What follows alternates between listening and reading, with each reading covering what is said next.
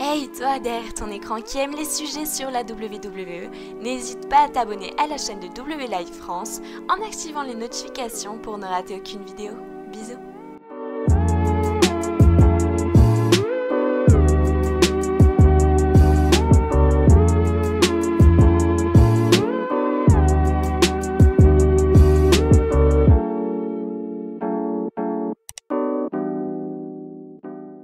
Ah là là, l'année 2020 est clairement l'année à oublier.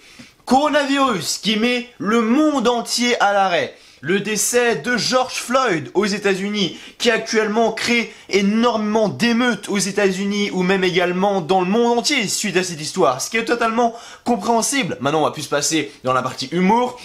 Au niveau GTA 6, il sort en 2024 le jeu. Le jeu est sorti en 2013, le prochain il sort 11 ans après, c'est quoi ces conneries? Oh GTA, les Rockstar, tout ça, ils ont dormi sur leur siège pendant 5-6 ans ou ils sont, je sais pas, ils ont du spaluche pendant 5-6 ans, je sais pas ce qu'ils ont foutu. T'as ça, qu'est-ce qu'on a d'autre? On a Sasha Banks et Bayley qui gagnent les titres par équipe ce soir. Est-ce qu'on voudrait pas plus une feud entre les deux pour un peu avoir les sensations qu'on avait lors de NXT? Par exemple, entre Sasha Banks et Bayley, qui étaient des matchs incroyables, on va pas se mentir, les deux nous sortaient des matchs phénoménaux, vraiment. Merci à Valerio qui vient de m'envoyer le PSD de SmackDown, parce que sans lui, j'étais dans la merde. Merci Valerio. Et du coup, Sasha Banks et Bayley qui gagnent les titres, je sais pas, on aurait préféré les voir dans une feud. En fait, une feud l'une contre l'autre. Enfin, personnellement, moi c'est comme ça que je vois ça. Et surtout, les amis, surtout, pourquoi l'année 2020 est également une année à oublier? Tous les vendredis soirs, depuis 3 mois maintenant, on a l'événement le plus parlé, le plus discuté, le plus mouvementé de la télévision française, Koh-Lanta, les amis. Vous connaissez sans doute, c'est une émission entre guillemets de télé-réalité, c'est un jeu avec des épreuves, etc. Bref, je pense que tout le monde connaît Koh-Lanta, j'ai pas besoin de vous la faire, j'ai pas besoin de vous raconter ce que c'est, je pense que tout le monde connaît, mais à la base c'est un jeu de survie, c'est un jeu à la base qui se base sur le mérite, etc. Et qui a gagné cette année? Nawel, mais la cerise sur le gâteau, qui était en finale, Nawel et Inès. Inès, c'est-à-dire que c'est le type de meuf, tu vois, elle reste comme, sur toute la journée, elle reste sur la plage comme ça, à bronzer. Toute la journée, tu vois. Elle gagne aucune épreuve, elle est zéro, elle est claquée au sol. La meuf va en finale de Koh-Lanta et termine deuxième de Koh-Lanta 2020. Nawel, j'ai pas grand chose à dire parce que, voilà, Nawel, ça va. Encore, tu vois, elle a gagné des épreuves individuelles, elle était pas si mauvaise que ça. Franchement, Nawel, ça va, elle avait du mérite, tu vois. Par contre, le coup du « oui, je vote au mérite, choisis toujours au mérite, etc. » Et puis à la dernière minute, on a Claude, le grand Claude, qui a gagné toutes les épreuves. Le mec gagne les épreuves depuis je sais pas combien d'années. Le mec, ça fait 10 ans, c'est sa 3e participation à Koh-Lanta. Je crois le mec mérite plus que tout le monde. C'est lui qui devait gagner Koh-Lanta cette année. Nawel, ah non mais moi, vous inquiétez pas, Denis, je ferai toujours sur le mérite, Nawel, vous avez gagné les poteaux, qui choisissez-vous? Un côté, Inès qui n'a jamais rien gagné, qui est éclaté au sol et qui fait bronzette sur la plage toute la journée. De l'autre, Claude qui lui se bouge le cul toute la journée sur le camp et qui gagne toutes les épreuves. Qui choisissez-vous? Je vais prendre Inès quand même parce que Claude c'est pas trop mon délire, etc. Ta gueule! Tu savais que t'allais perdre, t'as choisi le choix stratégique, assume-le bordel de merde. Bon après elle a gagné 100 000 €, tant mieux pour elle. Elle a un énorme ventre actuellement, Nawel, c'est-à-dire que la meuf elle est rentrée de Koh-Lanta, elle a dit à son mec, bon écoute, vas-y, on y va ce soir. Ah putain de merde. Ah là là, bref. Sacrée année 2020 quand même. Sacrée année 2020. Qui regarde Koh-Lanta les amis? Mais si vous regardez Koh-Lanta, mettez un petit pouce bleu dès maintenant pour que je vois à peu près le nombre de personnes qui regardent Koh-Lanta. Et puis si vous ne regardez pas Koh-Lanta, n'hésitez pas à me le dire en commentaire. Et puis voilà. Et pourquoi surtout? Si ça vous intéresse pas ou quoi, ce qui peut totalement se comprendre. Hein, mais franchement, c'est bien. Moi qui est pas du tout télé-réalité à la base, tu vois. Enfin, Koh-Lanta c'est pas vraiment de la télé-réalité, mais un peu quand même. Tu vois ce que je veux dire? Mais moi qui est pas du tout à la base de télé-réalité, je sais pas c'est quoi, c'est les Marseillais ou je sais pas quoi là. Il y avait les ch'tis à un moment donné, je crois. J'ai jamais regardé, tu vois. J'ai peut-être regardé une fois ou deux, tu vois. Mais franchement, pour moi, c'est de la connerie de A à Z. Mais Koh-Lanta, tu vois, il y a un truc. Et c'est totalement différent de la vraie télé-réalité, tu vois. Et du coup, j'aime énormément, tu vois. Et on était tous pour Claude hier, sans déconner. On était tous pour Claude. Les réseaux sociaux étaient en feu, bordel de merde. Il y avait tout le monde qui était derrière à fond pour Claude, etc. Et Et puis quand on le voit tomber en deuxième sur les poteaux, on voit Nawel qui choisit Inès. Là, sur Twitter, c'était la vague, mais la vague d'insultes. Enfin, la vague d'insultes, non, mais la vague d'énervement. Il y a même un mec, hein, il y a même un mec qui a créé une fausse cagnotte qui a dit, bon, écoutez, pour Claude, pour les 100 000 €, je crée une cagnotte pour lui et tout lui reviendra à lui. Sauf qu'en fait, c'était pour le mec qui avait créé la cagnotte et non pour Claude, tu vois. Et le mec, en 1 heure, il avait déjà plus de 3000 balles. C'est-à-dire que les gens avaient donné 3000 balles au mec, alors qu'en fait, il allait tout garder pour lui, tu vois. Le mec, il s'aimait bien. Ce soir, il va manger au petit resto au bord de la Tour Eiffel. Il va chercher une petite sacoche Gucci. Tout va bien aller pour lui, tu vois. Non, mais franchement, c'est, voilà, l'année 2020 est clairement oubliée. Côté WWE également, voilà, vraiment, on va pas se mentir, voilà, quand je regarde le show de ce soir, bon, je me dis que, voilà, franchement, il y a eu pire. Franchement, il y a eu pire, voilà.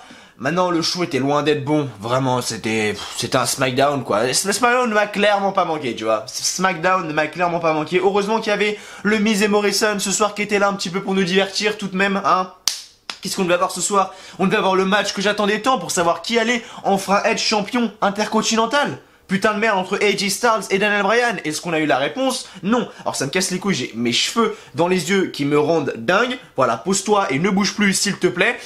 On devait avoir ce match-là entre AJ Styles et Daniel Bryan. Finalement, on n'a rien eu. On a eu un match entre AJ Styles et Drew Gulak. Et Drew Gulak a battu AJ Styles en moins de 2 minutes. Enfin, pas en moins de 2 minutes, mais en quelques minutes. Et AJ Styles qui, à la base, doit être construit pour battre Daniel Bryan pour remporter le championnat intercontinental. Donc moi personnellement ça me bloque, c'est mon avis personnel. AJ Styles, je suis très content qu'il soit allé à SmackDown, vraiment parce que Raw, je pense qu'il avait fait le tour de tout ce qui était rivalité, etc. Je pense qu'ils avaient plus énormément de plans pour lui. Bon, déjà le faire revenir en AJ Styles normal suite à ce qu'il a vécu face à l'Undertaker à WrestleMania 36, c'était un peu limite pour moi, mais AJ Styles lui-même l'avait dit que c'était pas une bonne idée. Donc même AJ Styles critique le côté scénaristique des officiels de la WWE. Après on dit que je critique pour rien et que la WWE c'est au summum et c'est magnifique. Je dis ça, je dis rien. Bon après quand je dis des choses positives, on dit que je suis un vendu. Alors bon, j'en parlerai après parce que oui, alors, je vais même en parler maintenant. Parce que oui, je fais ma review de AEW. Donc comme d'habitude le jeudi, tu vois. Et puis après je reçois une avalanche de messages sur Twitter. Et t'es un vendu, et c'est minable. Enfin, non, c'est un vendu, t'as tourné ta veste, c'est minable, t'as retourné ta veste vers la AEW, machin. Alors, j'ai fait des reviews de la WWE pendant 3 ans, et on ose me dire non-stop, hein, c'est-à-dire toutes les semaines, hein, Raw, SmackDown, machin. J'ai fait une pause de 1 mois et demi parce que j'en pouvais plus, depuis 3 ans, à un moment, ça bloque à l'intérieur. Pendant 3 ans, j'ai toujours fait des reviews de Raw et SmackDown chaque semaine. Et on ose me dire, à moi, que je suis un vendu. D'accord.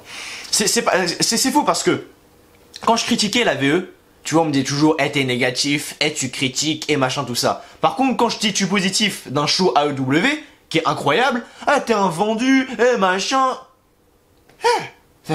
Les gens des fois faut savoir, tu vois. Quand c'est la WWE, et c'est ces mêmes personnes, tu vois. C'est comme si moi il y avait un youtubeur que je regardais et je disais tu critiques tout le temps, t'es négatif, machin. Et qu'après l'autre youtubeur après le youtubeur en question qui regarde une autre fédération, donc la AEW, et que le mec kiffe et qui dit chaque semaine devant la caméra c'est un putain de show, faut aller le voir, etc.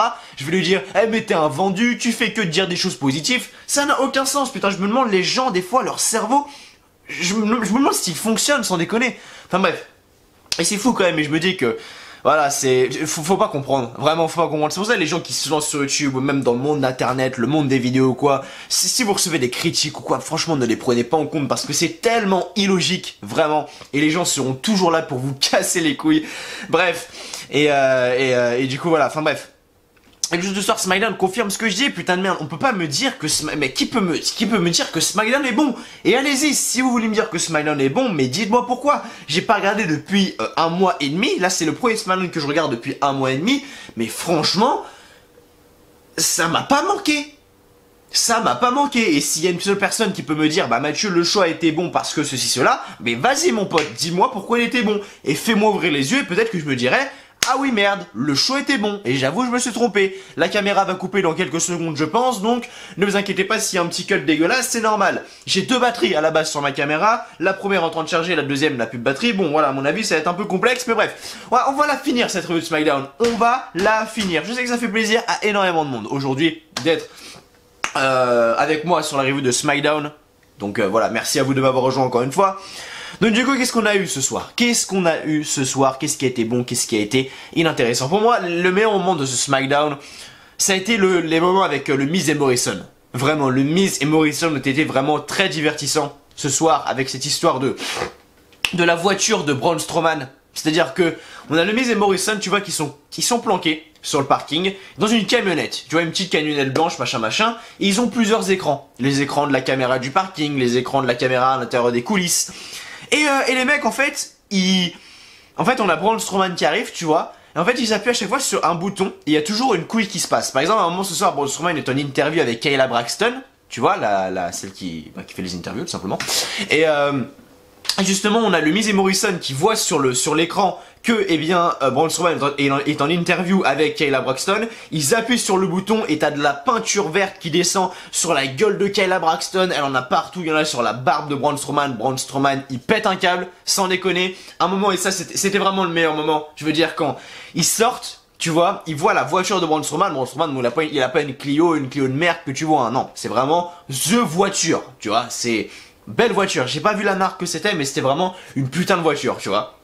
Et il arrive, machin, tout ça. Et le Miz et Morrison, ils sortent avec une batte de baseball, tu vois. Et ils font, oh merde, il y a une mouche. Il y a une mouche sur la vitre de la voiture. Comment ça s'appelle? C'est le pare-brise, je crois. Ouais, voilà. Il y a une mouche sur le pare-brise. Ils prennent la batte de baseball. Bam, bam, bam. Ils cassent la vitre de la voiture de Braun Strowman. Ils se recachent de leur camionnette. Il y a Braun Strowman qui arrive et qui fait, oh putain de merde. Il engueule le mec qui à la base est au parking, tu vois. Et il dit, où est le Miz et Morrison, tu vois. Et le Miz et Morrison, parce qu'il voulait se venger, tu vois. Et il leur avait pété le putain de pare-brise de sa voiture. Sa voiture qui lui a coûté je sais pas combien de dollars. Et du coup, on a le Miz et Morrison qui sont cachés. Il y a le mec de parking qui dit, là-bas. Ils sont là-bas et t'as Braun Strowman qui arrive, qui soulève la camionnette, un peu comme à l'époque, tu vois, mais à l'époque je critiquais parce que c'était forcé. On avait Braun Strowman qui faisait des choses what the fuck toutes les semaines. Le mec soulevait des camions toutes les semaines. Là, c'est assez modéré. Bon, j'ai pas regardé ces dernières semaines, ça se trouve les 4 dernières semaines, il a fait que de soulever des camions, j'en sais rien du tout. Mais tout ce que je veux dire, c'est que, voilà, Braun Strowman là a soulevé le camion avec le Miz et Morrison à l'intérieur. Et franchement, c'était pas si mauvais que ça. En réalité, c'était pas si mauvais que ça. C'était assez divertissant. Et j'ai beaucoup aimé les petites altercations qu'on a eu entre le Miz, Morrison et Braun Strowman. Il y a des moments où j'ai bien rigolé, tout de même. Mais après, le reste, c'était... On a commencé par Jeff Hardy. Tu vois, Jeff Hardy qui, la semaine dernière, eh bien, a eu cette storyline... où il a été arrêté suite à l'alcool, etc. Bon, j'ai trouvé ça un petit peu moyen tout de même, de mêler la vie privée de Jeff Hardy. Enfin, j'aime bien quand il y a des éléments de la vraie vie, tu vois, mais quand c'est des éléments comme ça, où voilà, on sait que Jeff Hardy a eu énormément de problèmes avec l'alcool, énormément de problèmes avec la justice, justement. Et justement, faire des segments comme ça, tu vois, ben c'est pas trop mon délire, tu vois. Vraiment c'est pas cracher sur Jeff Hardy, ça serait un bien gros mot de dire ça, mais pas lui manquer de respect non plus, mais je sais pas comment l'expliquer. Je sais pas comment l'expliquer, mais c'est pas beau, en fait, on va dire, de faire ça. Enfin, c'est mon avis personnel. Donc voilà, donc Jeff Hardy qui, voilà, a été arrêté, etc. Et justement, on a appris que l'agresseur, entre guillemets, enfin l'agresseur, non, mais le coupable, en fait, était Sheamus, hein. Donc voilà, après, il y a une baston entre les deux et ça s'est fini comme ça. Enfin, Jeff Hardy était tout seul et Sheamus avait pris le dessus, tout simplement. On a eu Otis face à King Corbin. Otis qui gagne le match par disqualification. Hein, il faut quand même tout de même construire Otis, notre futur champion du monde, s'il vous plaît. Sur qui va cash-in Otis, sans déconner, j'ai tellement envie de voir, bref. Et donc King Corbin justement qui à la fin prend une chaise et qui le frappe avec, donc l'arbitre arrête le match. Bon voilà, là il n'y a rien de spécial. On a eu un match entre Lacey Evans et Sonya Deville. Alors on parle beaucoup de Sonya Deville actuellement qui fait du très bon travail apparemment du côté du main roster. Je sais pas, j'ai pas vu parce que j'ai pas regardé, comme j'ai dit, depuis des semaines. Mais je suis vraiment content pour elle parce que pour les anciens qui me suivent sur la chaîne, genre depuis 2010, fin 2018, début 2019, donc ça remonte à il y a plus d'1 an maintenant. Tous ceux qui me suivent depuis ce temps-là, vous savez très bien que j'étais le premier à dire Sonya Deville, il faut qu'elle ait en solo, elle mérite. Je suis sûr que si elle va en solo, elle pourrait gagner le titre par équipe. Enfin, non, pas le titre par équipe, le titre féminin de SmackDown, etc. Et pas beaucoup de monde me suivait là-dessus. Je pense que bah voilà, tout le monde était assez dubitatif en Sonya Deville, mais moi je trouvais déjà qu'elle avait un gros potentiel. Et puis bah je me suis pas trompé. Voilà, là actuellement, elle est en solo. Elle fait du très bon boulot et elle mérite vraiment. Elle est dans une bonne storyline avec Mandy. Ce soir, elle était face à Lacey Evans. Tu vois, bon, elle a perdu son match parce que Mandy Rose l'a distrait, mais Sonya Deville, apparemment, beaucoup de monde est content de son utilisation. Quand je vois également les commentaires sur Twitter à propos de Sonya Deville, il y a beaucoup de personnes qui sont vraiment satisfaites de son travail et je suis vraiment content parce que j'avais déjà vu le potentiel qu'elle avait, Sonya Deville, et donc si elle pouvait être championne de SmackDown dans quelques temps, franchement ça me déplairait pas, loin de là, et je serais vraiment content pour elle, mais elle a perdu ce match face à Lacey Evans ce soir, mais ça n'empêchera pas son travail magnifique au sein du main roster. Ensuite du coup, on a eu le AJ Styles face à Drew Gulak. Bon, AJ Styles face à Drew Gulak. À la base, ça devait être Daniel Bryan face à AJ Styles pour couronner le champion intercontinental. Mais bon, la WWE en a décidé autrement en nous mettant donc AJ Styles face à Drew Gulak. Drew Gulak qui gagne ce match en quelques minutes. Vraiment, je sais pas, le match a duré quoi, peut-être 5 minutes à peine. Et Drew Gulak gagne ce match face à AJ Styles. Bon, je trouve ça un peu limite tout de même. Drew Gulak qui avait été viré. En plus, il me semble, il y a quelques semaines et puis quelques jours après, ils lui ont fait signer un contrat. Bon, ok. Il y avait des rumeurs comme quoi il devait aller à la AEW, mais visiblement, ce n'est pas pour maintenant, pour Drew Gulak. Donc bref, il a battu AJ Styles, donc on verra bien. Est-ce qu'on aura le match la semaine prochaine? Du coup, entre Daniel Bryan et AJ Styles pour le championnat intercontinental, je sais pas, j'en ai pas la putain de l'anglais. Ça se trouve, on va se retrouver en triple threat match, tu vois. Et Drew Gulak va être champion intercontinental, on va tous parler chinois. Bref, ensuite on a eu le match entre le New Day, donc Kofi Kingston, Big E, et on avait Shorty G avec lui face à Cesaro, Shinsuke Nakamura et Mojo Rawley. Alors Cesaro, Shinsuke Nakamura, toute cette équipe là, bon à la base il y avait Sami Zayn, tu vois, toute cette équipe de merde là, tu vois, j'ai jamais réussi à accrocher, vraiment. Et encore pire, tu mets Mojo Rawley avec eux quoi. C'est-à-dire que Mojo Rawley c'est le mec qui va encore plus te plomber l'équipe. Tu vois déjà que j'arrive vraiment pas à voir ce que font Cesaro, Nakamura et Zayn à la base. J'avais aucune idée de ce qu'ils foutaient ensemble, vraiment. Et bien en plus là, à la place de Zayn, tu mets Mojo Rawley. Waouh, pour monter le taux de hype mon pote, tu fais fort.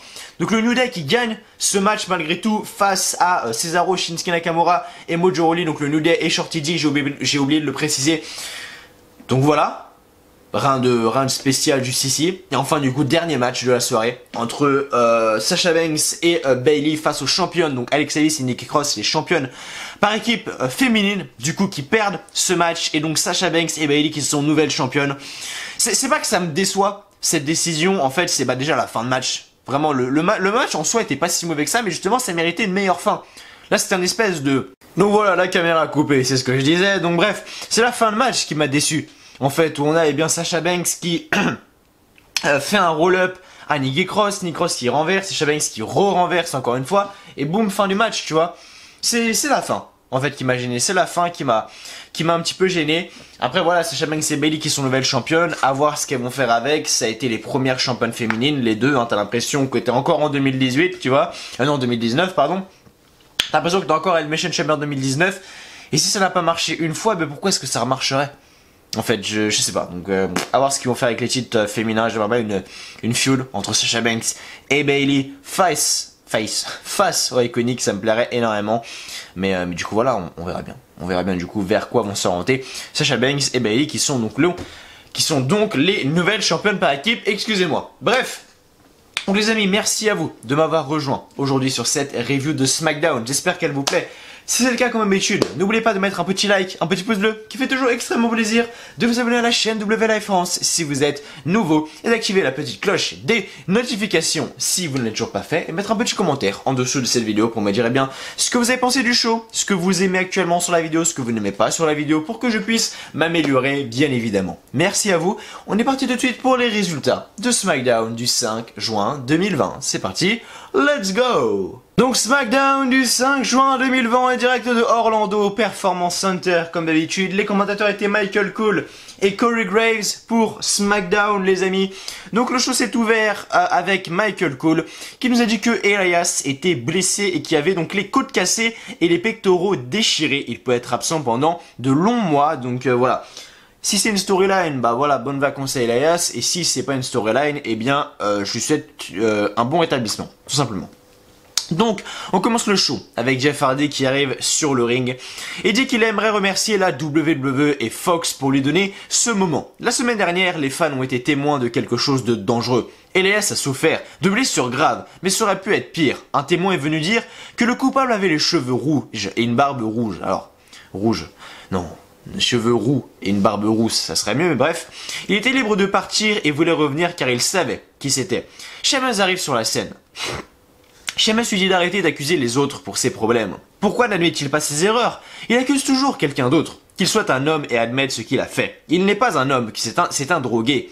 Sheamus allait partir, mais ajoute que Jeff Hardy ne doit pas s'inquiéter de décevoir sa femme et ses filles, car elles sont habituées. Et Jeff Hardy donc retire son t-shirt et s'en prend à Sheamus, qui prend finalement l'avantage. Ensuite, on a eu donc Otis face à King Corbin. À la fin du match, donc King Corbin frappe Otis avec une chaise et l'arbitre arrête le match. Victoire de Otis par disqualification. Le Miz et Morrison sont dans un van avec des caméras de surveillance. Braun Strowman arrive sur le parking en voiture. Le Miz et Morrison disent que depuis qu'ils ont défié Braun Strowman, tout le monde leur demande pourquoi ils font ça. Ce n'est pas surprenant, ce sont les mêmes personnes qui doutent d'eux depuis des années. Certains diront que ce qu'on va voir est puéril, mais c'est stratégique. À Backlash, la vie de Braun Strowman sera un enfer vivant. On voit Braun Strowman donc mettre de l'eau dans une gourde, mais ça ne se passe pas comme prévu, et donc Braun Strowman est en colère. Ensuite, on a donc Lacey Evans face à Sonya Deville. Lorsque Lacey Evans fait son entrée, on a Sonya Deville qui l'attaque par derrière, donc dans le dos. Donc le match a lieu, et à la fin du match, on a Mandy Rose sur l'écran géant. Et elle dit que Sonya Deville n'est pas une combattante, c'est un échec. Et Lacey Evans donc en profite pour lui faire son Roman Right et le tomber pour la victoire. Donc Lacey Evans qui gagne ce match. Ensuite, dans les coulisses, on a Kayla Braxton qui est avec Braun Strowman. Braun Strowman dit que ces deux imbéciles jouent avec lui. Le Miz et John Morrison préparent un plan dans leur van. Braxton se prend la peinture verte dessus. Strowman donc dit qu'il sait que c'est le Miz et Morrison qui l'ont fait et que c'était censé être pour lui. Renee Young nous demande d'accueillir Daniel Bryan et AJ Styles pour un face-à-face. Renee Young veut poser une question à Daniel Bryan, mais AJ Styles l'arrête et dit que Daniel Bryan va dire que c'est un lâche pour être allé en finale directement. Si Jeff Hardy n'était pas venu la semaine dernière, Sheamus serait à sa place de Daniel Bryan. Renee Young demande à Bryan si Styles est un lâche. Bryan répond que oui, mais chacun a sa façon de penser. AJ Styles dit que s'ils ne peuvent pas se mettre d'accord sur leur vision, il propose une opportunité pour Drew Gulak, une petite raclée. Et Drew Gulak arrive sur le ring et s'attaque à AJ Styles. Donc on a le match ensuite entre AJ Styles et Drew Gulak. Drew Gulak qui gagne ce match car à la fin du match on a AJ Styles qui tente un Styles Clash sur Drew Gulak, mais ce dernier le compte avec un tombé pour la victoire. Donc Drew Gulak qui gagne ce match. Ensuite, le Miz et Morrison donc pètent le pare-brise de la voiture de Braun Strowman avec des battes de baseball comme je l'ai dit tout à l'heure. Ensuite, on a le match entre le New Day et Shorty G face à Cesaro, Shinsuke Nakamura et Mojo Rawley. Le New Day et Shorty G gagnent ce match. À la fin du match, donc on a Kofi Kingston et Big E qui font leur Midnight Hour sur Mojo Rawley. Puis le tombé, tandis que Shorty G retient Cesaro et Shinsuke Nakamura à l'extérieur du ring qui voulait donc briser le compte, donc victoire du New Day et de Shorty G. Ensuite sur le parking, Braun Strowman voit sa voiture et va voir un garde qui pointe le van dans lequel se trouve le Miz et Morrison. Braun Strowman s'attaque au van et le renverse. Et enfin du coup pour le dernier match de la soirée, on a eu le match pour les championnats féminins de la WWE détenus par Alexa Bliss et Nikki Cross face à Sasha Banks et Bayley. Sasha Banks et Bayley qui gagnent ce match et qui sont nouvelles championnes par équipe, car à la fin du match on a Sasha Banks qui fait son big statement sur Nikki Cross. Alexa Bliss tente d'intervenir mais Bayley la retient à l'extérieur du ring. Nikki Cross retourne la soumission avec un tombé spécial, mais Sasha Banks le renverse avec un autre tombé spécial pour la victoire. Donc Sasha Banks et Bayley, nouvelles championnes. Après le match, Sasha Banks et Bayley célèbrent leur victoire avec les ceintures, tandis qu'Alexa Bliss et Nikki Cross sont sous le choc et le show se termine ainsi. C'était pas un exploit pour SmackDown, c'était pas voilà le show dont on se souviendra je sais pas combien de temps. Ah mais bon, c'est SmackDown Live, il faut faire avec, mais en tout cas voilà, je serai là tout de même samedi prochain pour vous faire... Ah non, samedi prochain je ne suis pas là, c'est vrai que samedi prochain je ne suis pas là, je suis en week-end, je suis sur Paris, donc il n'y aura pas de review de SmackDown la semaine prochaine, je l'annonce déjà, mais je le dirai dans ma review de All Elite Wrestling qui sortira donc jeudi. Et les rageux diront, ah bah par contre quand c'est All Elite Wrestling, t'es pas en week-end, non, bah logique c'est le jeudi enculé. Bref, merci à vous d'avoir regardé cette review, j'espère qu'elle vous aura plu. Si c'est le cas, n'oubliez pas de mettre un petit like, un petit pouce bleu qui fait toujours extrêmement plaisir, de vous abonner également à la chaîne WWE Live France si vous ne l'avez toujours pas fait. Et on se retrouve, eh bien, quand est-ce qu'on se retrouve? On se retrouve, eh bien, mardi, voilà, mardi pour la review de Raw d'ici mardi. Donc je vous souhaite une très bonne journée, une très bonne soirée, que du bonheur, que des bonnes choses, et je vous dis à la prochaine sur la chaîne WWE Live France. Salut à tous, encore une fois, merci à vous.